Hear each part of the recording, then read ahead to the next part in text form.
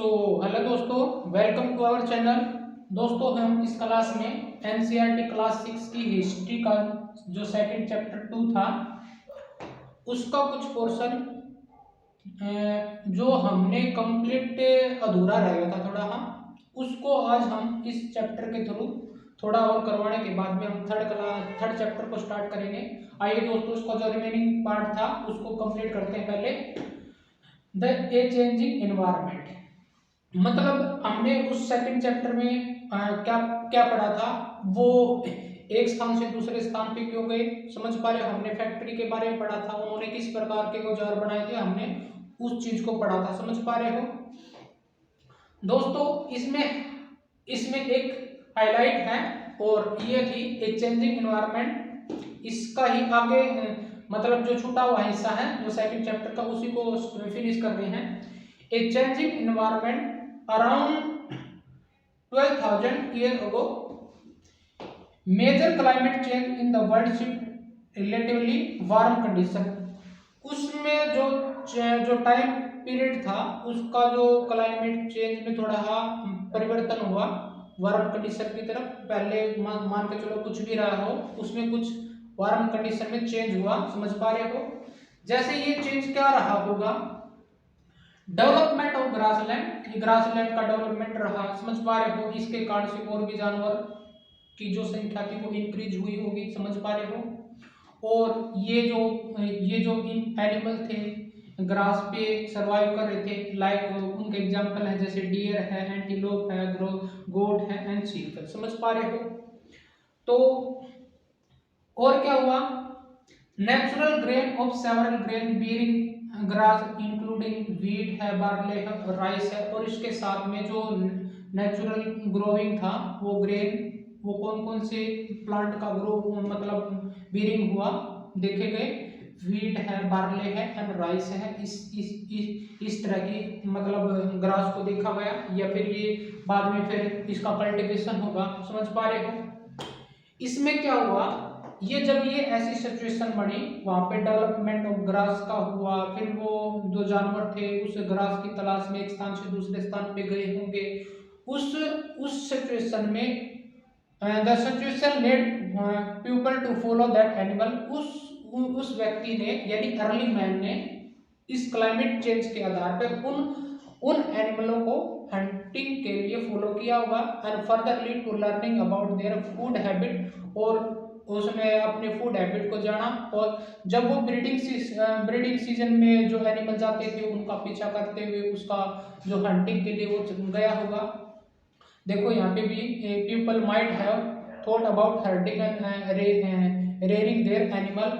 और इसी सिचुएशन के आधार पे लोगों ने एक हर्टिंग के तौर पर यानी एकजुटता से रहने के लिए रहना सीखा और एनिमलों को रेयरिंग करना सीखा। रेयरिंग का मतलब होता है पैट करना, जो जेंटल एनिमल थे उनको रेयरिंग करना, समझ पा रहे हो। और उनका एक जो fishing also became important part of this fooding habit, समझ पा रहे हो। जो फिशिंग था वो मतलब एक ऐसे इम्पोर्टेंट वो बन गया था उनका फूड हैबिट का।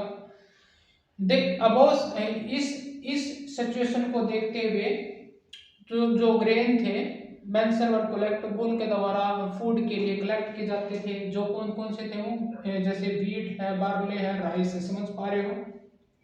और उन्होंने इस सिचुएशन को जाना कि दे आल्सो लर्न वेयर ग्रू, वे कहाँ पे ग्रू करने हैं, एंड वेयर दे रिपेंड, उसको कहाँ पे रिप करना, किस सीजन में करना है, इन्होंने ये भी जाना इस सिचुएशन में, समझ पा रहे हो।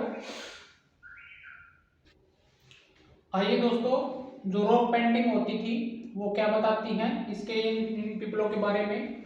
जो केव होती थी बहुत सारी, many cave of early people have painting on wall, वो अपनी पेंटिंग को उन रॉक की वॉल पे बना देते थे। इसके जो बेस्ट एग्जांपल हैं जैसे हमारे को भीमबेटका है वो एमपी में, और वेस्टर्न यूपी है, मुंस्की है कर्नाटक में।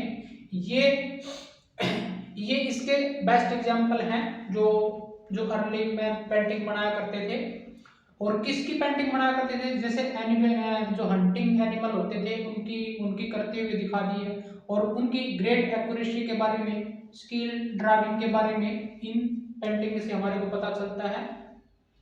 अगला है हु डिड व्हाट, वो क्या करते थे, मतलब जो अर्ली पीपल थे, हमने इसके बारे में भी जाना था, वो हंटर गैदरिंग करते थे, ठीक है, गैदरिंग प्लांट जो भी था, मेकिंग स्टोन टूल्स बनाते थे, वो समझ पा रहे हो। They also things were painted on cave, और वो मतलब पेंट करते थे, पेंटिंग करते थे, ये हमने पहले पढ़ चुके हैं। पॉसिबिलिटी क्या होती, कुछ कुछ काम जो था, both man and became and have done many of these together, एक दूसरे से एक साथ में किया जाता था, और सम काम जो है अलग अलग वुमन के द्वारा भी किया जाता वो मैन के द्वारा भी किया जाता। हम इसकी दो पॉसिबिलिटी को हम जान सकते हैं, समझ पा रहे हो। आई होप ये बहुत इंपॉर्टेंट है, रॉक पेंटिंग वाला जो भीमबेटका है और वेस्टर्न यूपी इसके एग्जाम्पल हैं। आइए दोस्तों सम इम्पोर्टेंट डेट्स को पढ़ते हैं। जो अर्ली पीरियड था दोस्तों वो स्टोन एज और कॉपर एज में बटा हुआ था, समझ पा रहे हो।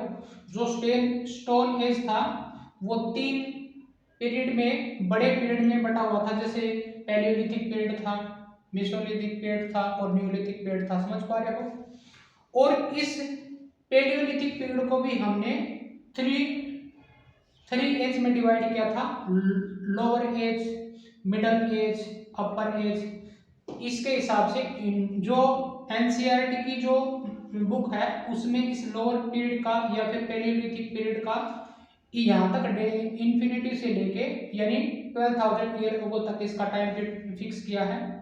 जो लोअर एज था उसका 12 ईयर अगो हो जाएगा, और जो मिडल एज था यानी मिडल एज को हम मेसोलिथिक पीरियड मान सकते हैं, समझ पा रहे हो, उसको 12,000 से लेके 10,000 के बीच में इस टाइम पीरियड तक मेसोलिथिक पीरियड रहा होगा, ठीक है। अपर एज को हमने न्यूलिथिक मान सकते हैं, अपर एज को, समझ पा रहे हो, 10,000 से लेके 4,000 तक पीरियड ये इसके साथ में चला होगा साथ में, ठीक है। इसके बाद में जो ये कॉपर एज था, इसके ये जो कॉपर जो हमारे को जो पहले धातु के औजार बनने स्टार्ट हुए थे वो इस एज में 3,000 से लेके 2,000 तक। जो हमारे को जो मेसोलिथिक पीरियड था उसमें भी हम सिंधु घाटी सभ्यता के बारे में पढ़ते हैं, तो उसमें जब हम कॉपर एज को पढ़ेंगे तो उस हिसाब से आने वाली जो क्लास होगी बड़ी उसमें हमारे को और डिटेल से पढ़ने को मिलेगा। और इसमें कुछ और साइड इसमें और ये है माइक्रोलिथिक पीरियड था जिसमें टाइनी जो टूल्स थे वो यूज किए गए थे। मेगालिथिक पीरियड था जिसमें बिग टूल जो बड़े टूल थे उसके यूज किए गए थे। इनकी इसमें ये जो सिटी पूछ लिए जाते हैं कई बार, जो साइट पूछ लिए जाते हैं, न्यूलिथिक पीरियड की जो साइट है वो बताओ, इसमें से डिफरेंस करके आपको क्वेश्चन पूछ सकता है किसी प्रकार से, समझ पा रहे हो। बुर्ज होम था वो जेएंडके में था, और जो मेहरगढ़ है वो पाकिस्तान में है, और जो कोलडीबा है वो यूपी में है। ये मैं न्यूलिथिक पीरियड की साइट है जो उसमें हम पढ़ेंगे, ये न्यूलिथिक पीरियड के एग्जाम्पल हैं। कोलडीबा जैसे यूपी में है, और जो चिरांड है बिहार में है, महागढ़ा है, मेहरगढ़ और मारगढ़ा अलग अलग हैं, मारगढ़ा यूपी में है, दबोची होल्डिंग ये ईस्टर्न स्टेट में हमारे, अल्लूर है ये कर्नाटक में, पैमपली तमिलनाडु में, समझ पा रहे हो। और जो मेगालिथिक पीरियड की जो साइट थी वो आगे चलूर थी ये केरल में थी, और बरमगिरी थी तमिलनाडु में, समझ पा रहे हो। इसी प्रकार से मेसोलिथिक पीरियड की पूछ लेगा, और जो पैलियोलिथिक पीरियड की जैसे हमने पढ़ा था भीमबेटका हुंसकी और कर्नूल के आंध्र प्रदेश में, हुंसकी कर्नाटक में। आई होप दोस्तों ये चैप्टर हुआ खत्म।